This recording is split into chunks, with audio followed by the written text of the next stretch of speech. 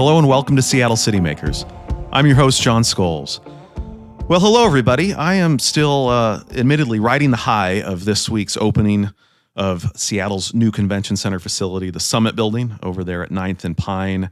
Some terrific events this week and the official ribbon cutting to open the doors on this gorgeous facility that was designed and engineered and constructed and developed by local companies and built by a ton of workers in our community, and everybody should feel proud of what they've accomplished through a pandemic and a lot of uncertainty and some financing challenges along the way, but they pulled it off, and this is just a spectacular building, and it is a convention center unlike many others. It's not off on the edge of town, surrounded by a big parking lot with no windows. It's this gorgeous glass jewel box tucked into the heart of downtown Seattle, so that the conventioneers and others that will be in this building can walk to their hotels and bars and restaurants and arts and cultural organizations, spend a lot of money there, and then they go home, which is, a pretty dang good deal for our city. I've likened this to, Seattle winning the lottery here. But it wasn't through luck. It was through a lot of hard work by a lot of people who pulled this off in great partnership with the city, the county, and the state, and labor and business working together. This is a terrific facility, which is going to be a big part of downtown's revitalization. And I was pleased to get in there once again to get a peek with so many others at what's been achieved. So if you haven't seen it, go check it out. It's a public building.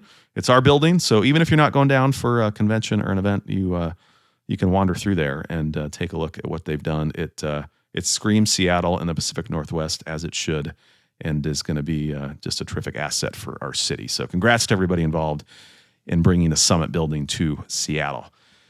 Well, I want to welcome you to our third episode of our second season, where I'm pleased to be joined by Eric Tanaka, who's the managing director of Tom Douglas Restaurants here in the city of Seattle, and has really been with Tom since the beginning, since the early 90s, started as a line cook with Tom, and has really been alongside him to grow the enterprise ever since. Eric got his start in the restaurant industry in Southern California, and quickly followed a chef to New York and took over as executive chef there. And he tells a story of kind of finding his way into the restaurant industry via a degree in urban planning and planning for bike lanes down in Southern California and getting a little bored. And it was his mom who said, "You look a little bored, maybe you should go after this restaurant job." And he did. And the rest is history. And he's helped put our city, the city of Seattle, really on the map as one of the terrific and premier food cities in North America. And he's helped shape so many terrific food and beverage and dining experiences across Seattle and really anchored in downtown. And we talk about some of the challenges that were brought upon by the pandemic, the state of Tom Douglas Restaurants today, the changes that have been brought to the restaurant industry from the pandemic, and what changes that we all experienced will stay and what will go from how restaurants and the restaurant industry had to adjust. We get Eric's outlook and take on just the general health of our city and the health of the restaurant industry as it's recovered. We get a sense of what Eric likes to cook at home for his 5 kids and 1 new dog and cat. And of course, we hear from Eric the itinerary for his perfect Saturday in the city of Seattle. Hope you enjoy my conversation with Eric Tanaka, the managing partner of Tom Douglas Restaurants.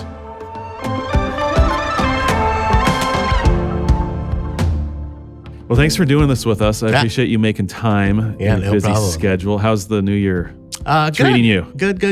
I mean, good holidays? Great holidays. Yeah. My wife is back. She was traveling. She was in Lithuania and Poland. Oh, wow. So she was doing a little EU antitrust work out there. So she's back. We got a puppy. That's good. What'd you get? A little Sapsali. So it's kind of a little fluffy white dog. But she's sweet. So yeah, everything's good. Still have a cat? Still have a cat. Yeah. How are they hitting it off? They keep their distance, but the puppy's fine with her. It's a kitty feels usurped her space. What'd you cook and eat over the holidays? I do the same holiday meals every year. Yeah. So Which are traditional, so we do prime rib and ham on Christmas, and we'll do turkey and all the sides. Yeah. Yeah. Do you have a prime rib cooking technique? I have a turkey technique. Oh, yeah. So I do my turkey upside down in broth. So In you broth. braise the breast and then you roast the legs. So, and I do it untrussed. So Yeah. it cooks in probably 2/3 of the time.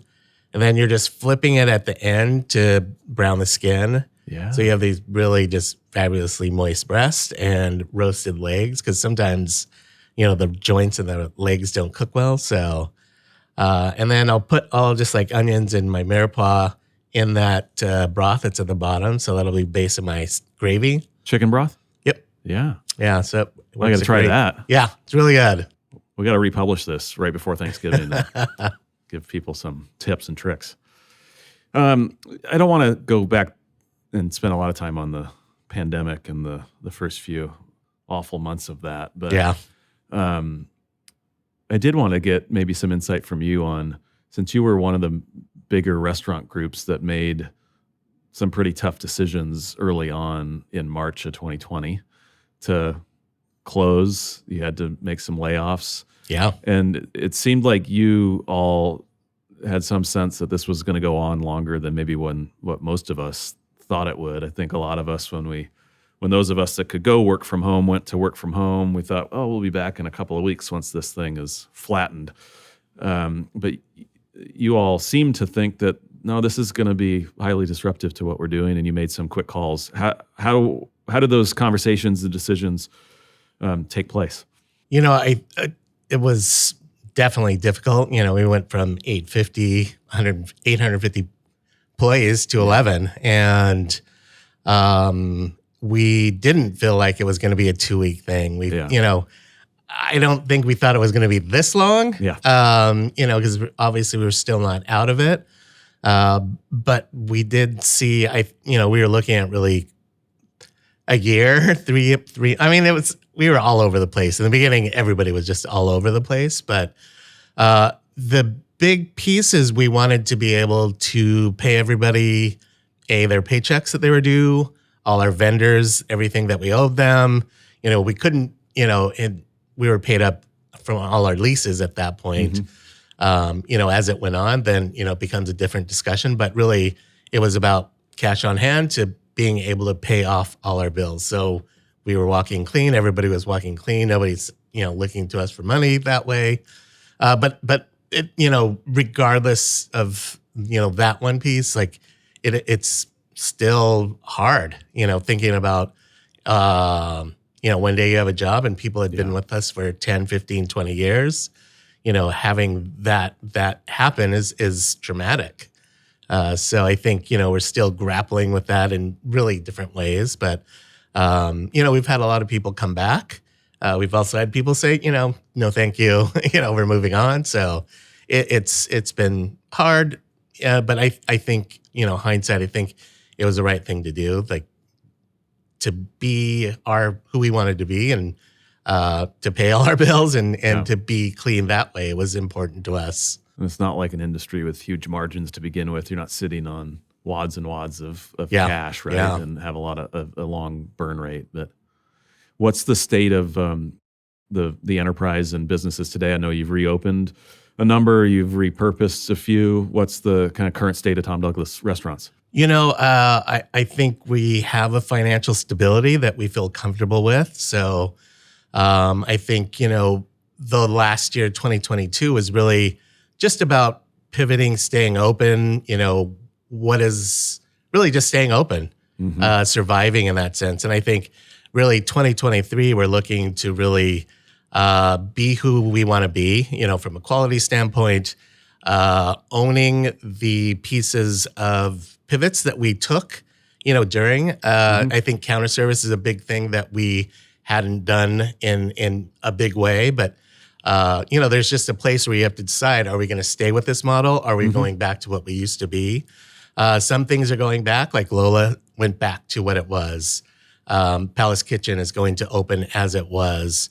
But, Edda's and Seatown are markedly different. They're both counter service. And we're going to own that style of service and that kind of restaurant for ourselves. It's different. I think, People have maybe a place in their heart for what Edda's was, What it was, yeah. or what Seatown was, and we really relish that people enjoy that place and want it back. But I think there are realities to labor and other pieces of this marketplace where this is a model that fits. We're going to own what we want to out of that, and keep moving forward and be proud of all of the places that we're doing. So that's our 2023 is really owning our joints. And the move in some of those great places to the counter service, I assume, is just easier operating model, lower labor costs, more predictable. Is that sort of generally some of the considerations for why you've made some of the transitions there? Those are pieces, but I think what in a counter service model, it scales up and down with business easier. Like a Dahlia, on a Friday night, you'd have 8 waiters, 2 bussers, 2 hosts, 2 managers, 2 bartenders, 10 people in the kitchen. And you kind of need that regardless of if it's 100 or 200 or 250. With the counter service model, you can scale up. If you're going to be hyperly busy, you can scale up. Or if you're hyperly slow, you can scale down. And I think that's really the bigger part of it. Because counter service, when you're busy, it doesn't take less people than full service. But with full service, like I said, it's harder to scale down. If you have a menu that's built around, 6 cooks and prep to go with that versus a menu that kind of is more flexible. So you can go up and down, like it's more volume and you're really scaling to that volume versus you need these 6 stations no matter what, if you do 5 or if you do 500. Right. So it's more about scaling in that way. And what's the timeline on Palace? One of my favorite haunts downtown. You say you're going to open it kind of how it was? Yes. Yeah. We're looking somewhere spring 2023, so soon. We're really excited about that. I opened that back in 95. Yeah. So it's just near and dear to me. And I think, the bigger consideration is we used to be open till 2 a.m. Yeah. And where downtown is, we're kind of like, late night now is like 10 a.m. So we're looking at, a 12 o'clock kind of hour, and hopefully we can, build that back up to maybe 1. I don't ever see being open till 2 again, but, probably spring 2023 is what we're looking at. How late were you doing food there before? We would serve till 1 every night. Yeah. So 7 days a week. That demand's coming back, Eric. It's coming back. We're hoping. It's interesting because that's what people are like. Oh, you're going to be open late. Like there is a demand there. There's a market. It just is there. La Caviste down the street here. Oh no, they kill it. They kill it. Serving food till midnight. Well, that's where David was like, "Oh, I'm so glad you're opening. I have somewhere to go after." I'm like, "I'm not sure we're going to be open later than you." He's like, he was bummed, but Caviste. David and I great. are going to come over and knock on the door. And we'll bring some others with us. We need more late night eating downtown. We need. But it'll just be great to have the Palace open at any hour. Yeah. I agree. Just more vibrancy at any hour. Yeah. I think really that positivity. So, and it's just like I was at the Carlisle last Friday, right across from the Paramount. And you've reopened that more or less how it was, right? Yeah. No, that's but. Looking at the convention center there, we're right across the street. Spectacular, isn't it? Yeah, and just seeing people starting to walk in and out of there, and that traffic flow, and it feels good. Yeah, I was in there today for an event, and shiny new. It's great. Yeah, and it's going to fill up with people, and then they're going to spill out and spend money elsewhere. Yeah, we're hoping that. Yeah, we'll see. What do you think? You talk about counter service and how you all are pivoting on the other side of this. What other things from how restaurants were run, not just yours, but generally in the industry in Seattle and elsewhere, things that were changed during the pandemic? What changes on the other side of this, or what sticks from the ways in which we changed how we pay, all of the different the traditional model of running a restaurant and how it worked kind of got upended to a degree. Kind of generally, I think industry wide, I've seen smaller menus. I think with supply chain, problems, there was just a natural attrition on menu size. I've not seen them really build back up yet. And once again, I think that's a big consideration for us, as we reopen and reconfigure. I think we want to try and get back to a slightly bigger menu. So I hope that is part of a, trend coming up. I think, how people are getting paid has been changing a lot. With tip pools and tip shares, I see that a lot more. And just in general, people were paying more, period. Some of those have been legislated, some of those are market related, but I think, within this industry, I know that pay has gone up, and rightfully so. People are working hard, and I think dealing with a lot of different things than we have had to pre-pandemic. So I think, that's a big piece of what's happening and what's going to stick. I don't see that changing in any way. And I think most restaurateurs I talk to, paying people is what they want to do. So I think, keeping on that path, I think these new models kind of lend themselves to being able to, pay people more, in that sense. So what about outdoor dining? Do you think we're going to be as into that, or are still as into it as we were during the pandemic in Seattle? I think in the pockets where it's really hit, Ballard Ave, up on the hill places, yes. Some one-offs are kind of forlorn by themselves. You think it'll be more concentrated like it is up around the Tractor? Yeah, I think Ballard Ave? where it's concentrated, it feels like a thing. Like everybody's doing it, so I'll eat outside too. Yeah, and there's a vibrancy to a whole street doing it versus they've done a good job at one place. Yeah. Some of them, are a little less. Less desirable. Like some of them done a really good job. Yeah, through the pandemic, when it was your only place, it was fine. Oh yeah, I'd eat anywhere. I think given the choice, do you want to eat inside where we have all this, set up for you, or do you want to eat in the outside pandemic kind of? It just feels funny to see me. The number of people when I'm up there, at a show or something. The number of people that are even in these colder months that are sitting outside. Yeah, no, I think that people are used to it a little bit more, but we got a little hardier. Yeah, as weather related, like it's not even the cold. I think it's the rain. So I don't see that as a huge thing, but I think where it has been successful, it'll continue to be successful. Yeah. So, I think the city's worked hard to try and, just codify that in so it is easier, cheaper, and, more fluid at least in that way. So I'm glad to see it happening. I think it just, once again, makes our city feel like a more lived in place and more vibrant than not. Yeah.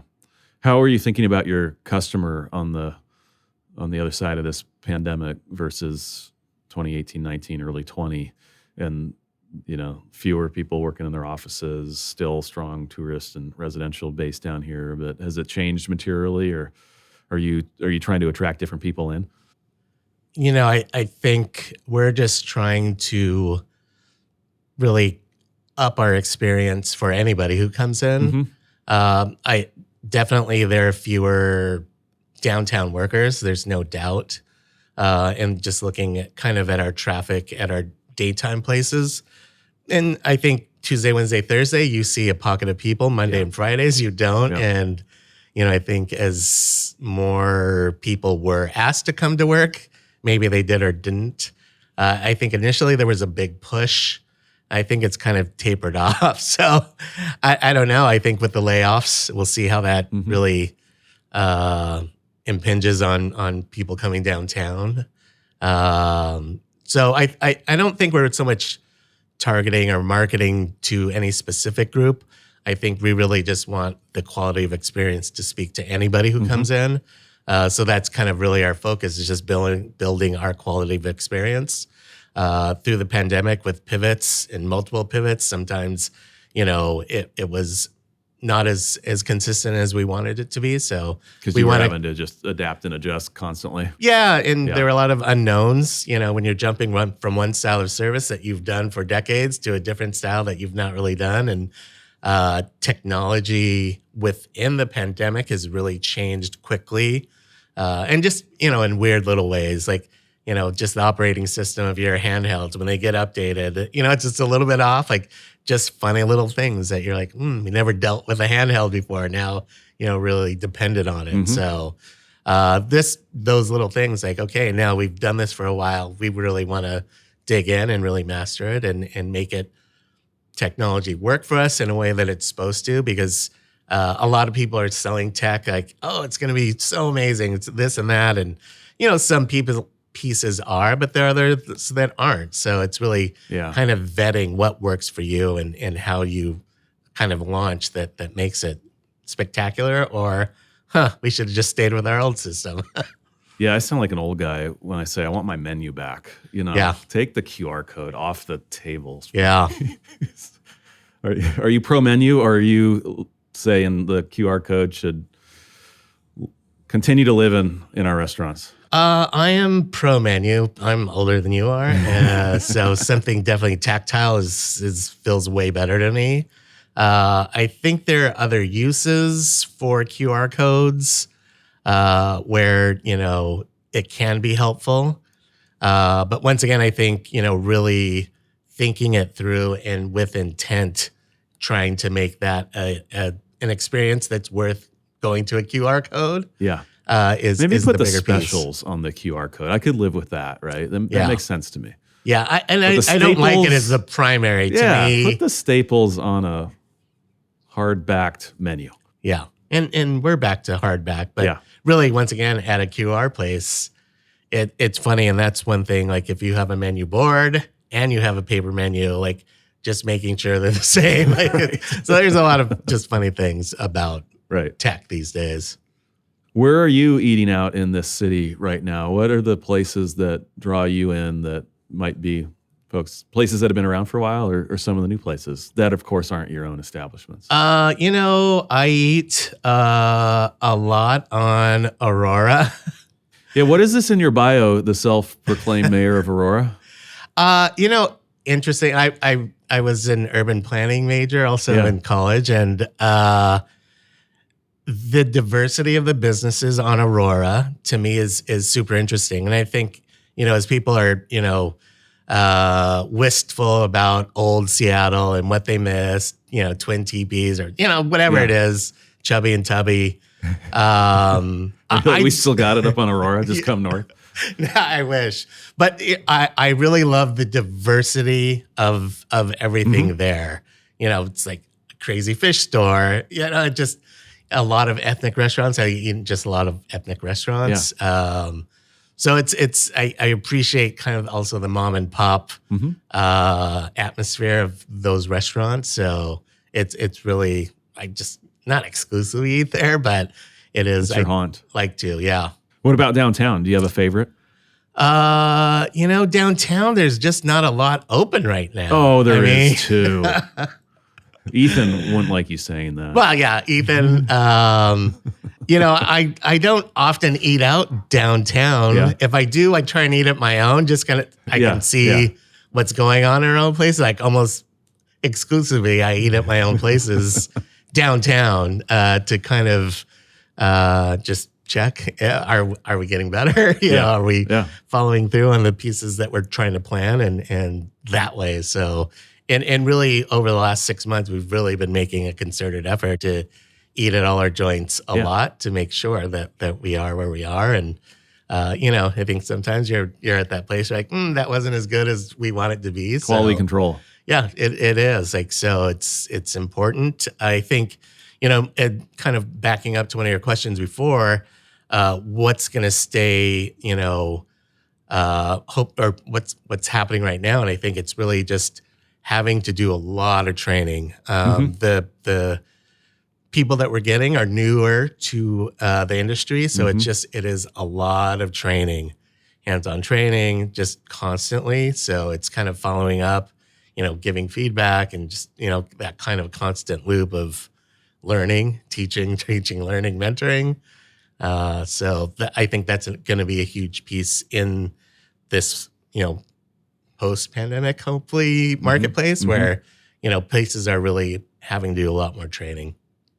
How do you peg sort of service in Seattle relative to other great restaurant cities? Do you think we have the same expectations for high quality service here, or are we more informal and casual and sort of forgiving for restaurant service? Oddly, I'm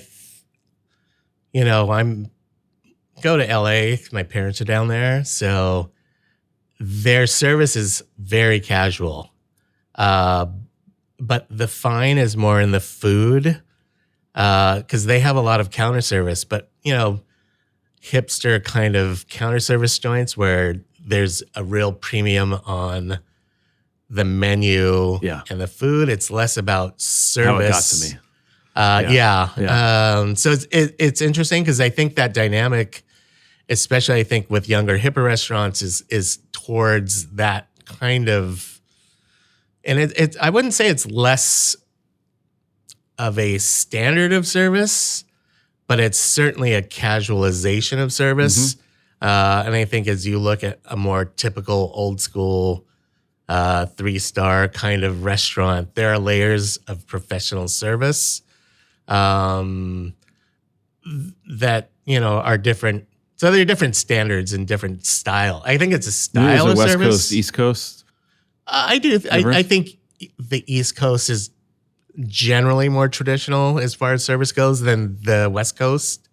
But I think in a funny way, the East Coast is now kind of adopting a more casual style. So I think it's kind of meeting somewhere in the middle, period, in America. So I was just in Mexico City, and it was very different there because there are a lot of layers of service there. And I think labor is different there. So there are a lot of people working. So it was almost like, wow, how can they have this many people working?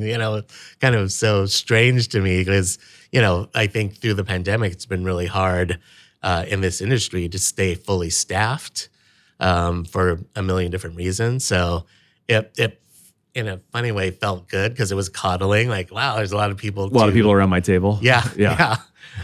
So it was enjoyable because I think in a way you get used to counter service and fend for yourself a little bit. Yeah. So it was nice to be pampered. I've not been to Camless through the pandemic, so I definitely need to go back. And it's on Aurora. So yeah, I know. It's in my favorite street. It's in your zone. Yeah. I know you got a degree in urban planning and you made a quick shift to the restaurant industry. I think your mother was influential in that. What else is part of that story of how you kind of did a 180 from a very different I was interning at the city of Irvine, which is one of the most planned cities out there, bike trails, and I was not happy, miserable. Designing bike trails. Yeah. And it was actually more what I was working on. I was just acquiring right away for bike trails. They didn't even have the bike trails back then. I mean, this was a while ago. You were a land buyer. Yeah, I wasn't even buying. It was just like, where can you put the right of way? Yeah. It was really incredibly boring. And I'm not an office guy, so.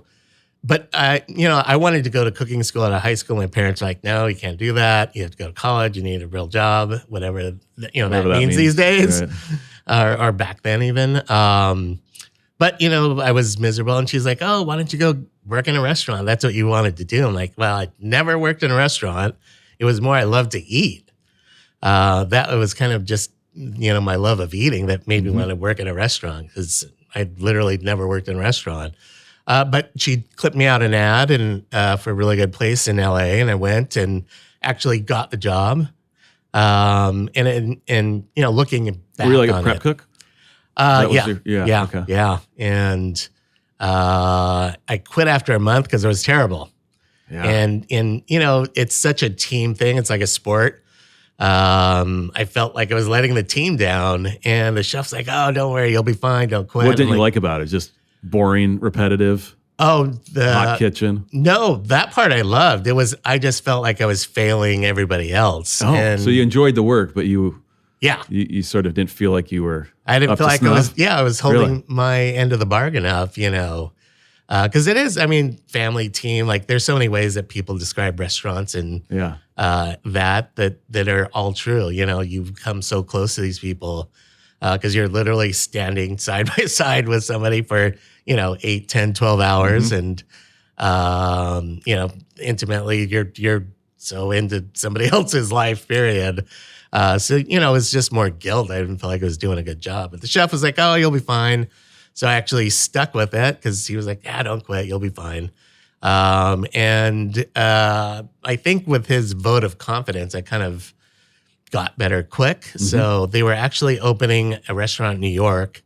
They asked me to move out there to open it as the sous chef. So I did that, and the chef quit. So I was a chef in New York after a year.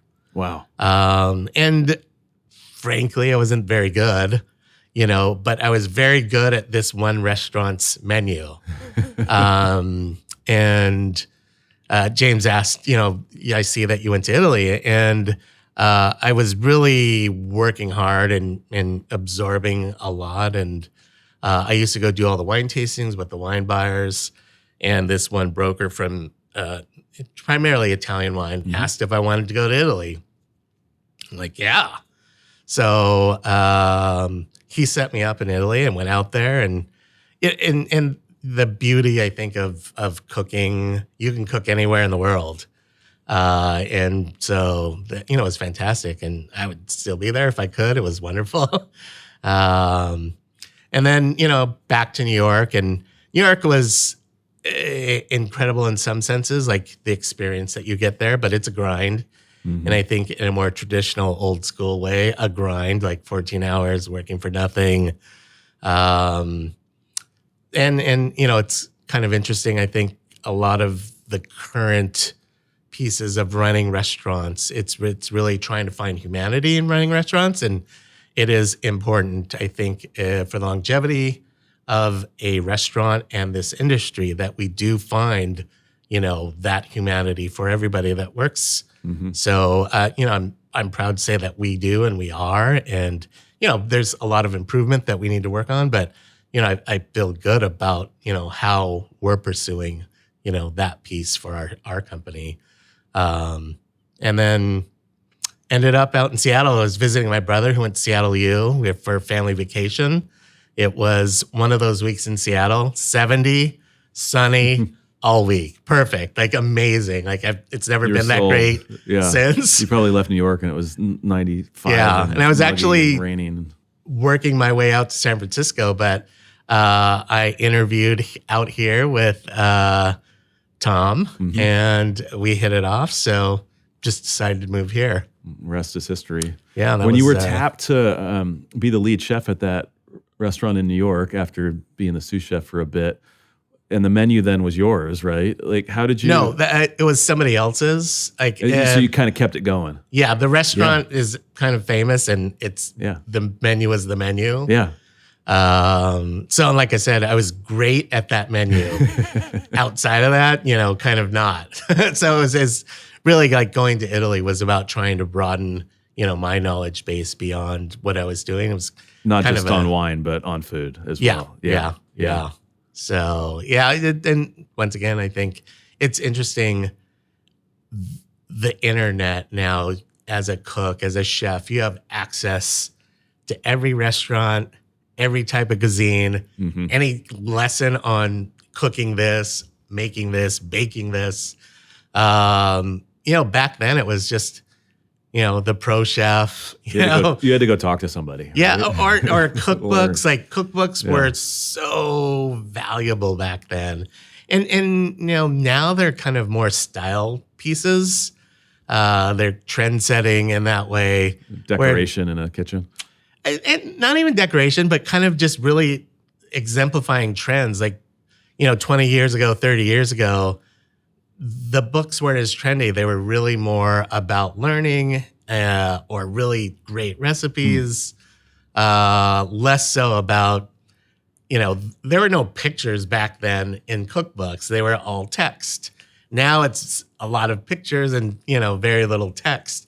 And the text that you have is very narrative now in a cookbook, and it's a journey of a chef, and which is great. I mean, I think, culturally there's so much more, broadened because of that. But I think the access is it's very different now. So it's, you can see it, so many different styles of cuisine these days. And now people who make a living taking pictures and photos of food, right? And Yeah.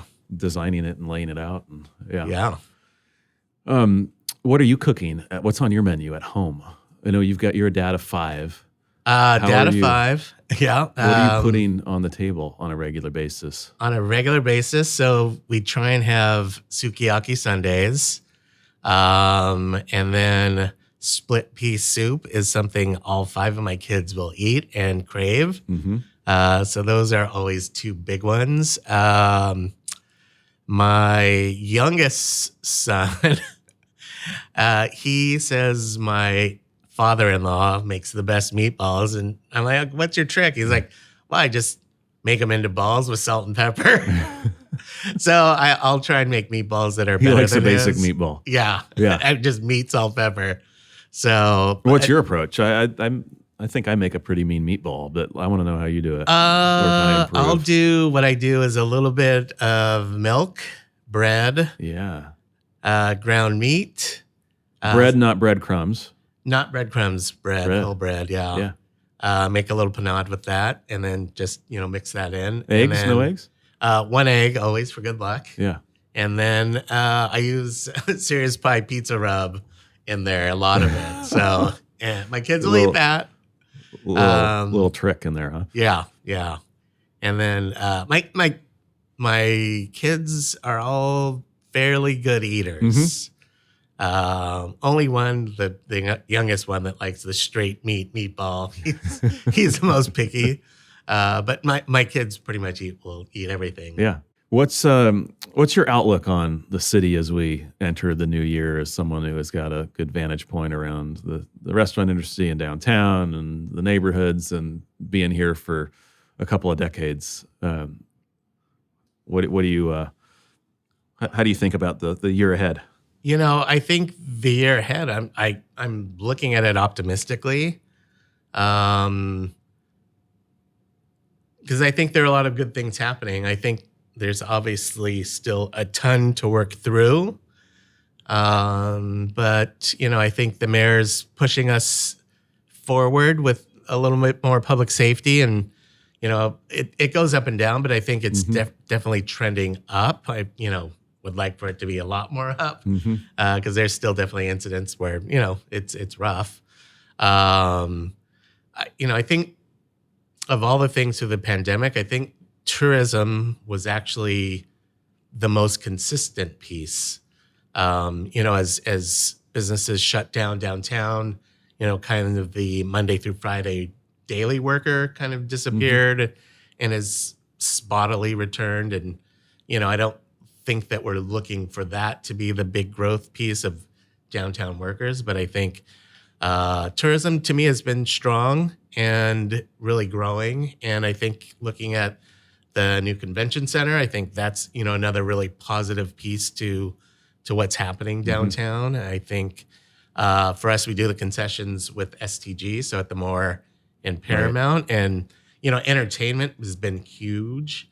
We get a lot from Climate Pledge. So I think, as we build on to those kind of entertainment and casual traveler pieces, it's really only positive pieces that we can look to. So I'm positive, but a realist in the same sense, because there are a lot of things, and we just talked about some of those. Like, there are still incidents that your staff need to be restaurants are dealing with. And it's tough staff wise, like, just to get down to work, is hard. It's, bus schedules are different and transportation is different. And I think, then getting to work and it feels a little bit more sketchy, it's been tough, I think, on staff to kind of navigate, the ups and downs of getting to work, being at work, going home. Yeah, I think something not fully appreciated by our city leadership, those workers that couldn't work virtually that were showing up here every day throughout the tough times in the pandemic, and then the additional stuff they had to deal with. Definitely. Yeah. And I think that then you look at kind of mental health, emotional health, and those pieces, and it really adds up. So I think through these last couple of years, that's been the largest piece, is just keeping everybody emotionally and mentally sound. And as an employer, trying to really be flexible and open to different ways to do that, and really listening in that sense to how can we support you, and it's been up and down there too. Is that a big shift culturally within the industry from when you first started? I mean, the restaurant industry's kind of had a reputation of hard charging and take no prisoners, make no mistakes, particularly for higher end and better known establishments and chef driven restaurants. And has the culture within the industry been fundamentally shifted, do you think? Absolutely. I think really across the board. Because it has to. Definitely, I think the industry needed to improve there. Mm-hmm. And I think there's still a lot of improvement that needs to be happening. So it's changing and changed, and continuously will. Because I think there are a lot of restaurateurs that want it to change in this positive direction, and aren't taking the piece of well, that's how it was for me, so it should be this way for them. At some point, you have to break from that, which was not positive then, to create something that's positive moving forward. Mm-hmm. So, and I see it all the time and hear about it all the time, and I think that we have to stick to it to make those positive changes happen, and really.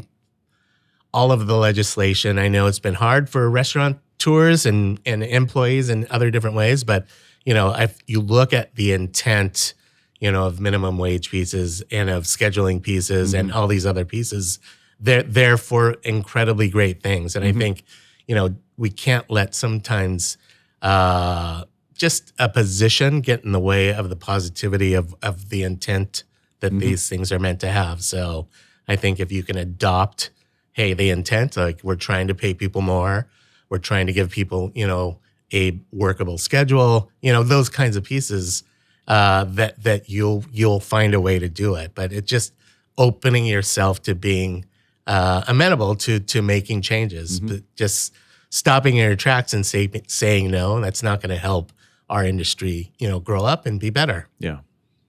So we conclude our podcast, Eric, with the question: what's your perfect Saturday in Seattle? If you could design it from morning till evening, what are you doing? I would say today, or right now, probably waking up, taking a walk with the kids over at Carkeek Park. I live right by there, and then with a new dog in tow, right? New dog in tow, exactly.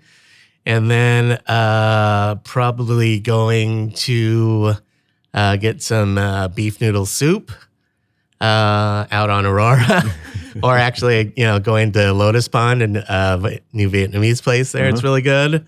Then we'd go to Asian Family Mart on 130th and Aurora, go pick up our stuff for sukiyaki, and then hang out, and then cook that with the kids and have a good night.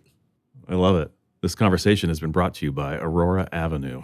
That sounds like a great day, and good plug for a corridor that doesn't get enough love in this city. There's a lot, and it's rough out there, but I think good things up on. Yeah, they're.